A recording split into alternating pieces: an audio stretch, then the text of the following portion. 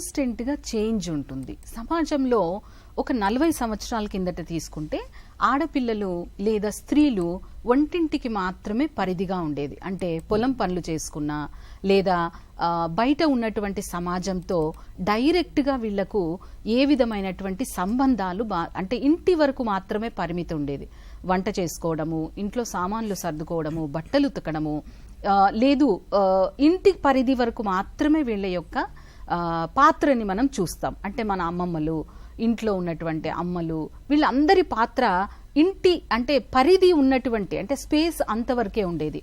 తర్వాత కాలంలో మనకు స్వతంత్రం వచ్చిన తర్వాత ఆడపిల్లలకి చదువు చాలా ముఖ్యం. మగపిల్లలకి ఎంత ముఖ్యమో ఆడపిల్లలకు కూడా అంతే ముఖ్యం అన్నటువంటి విషయాన్ని మనము గ్రహించడం జరిగింది.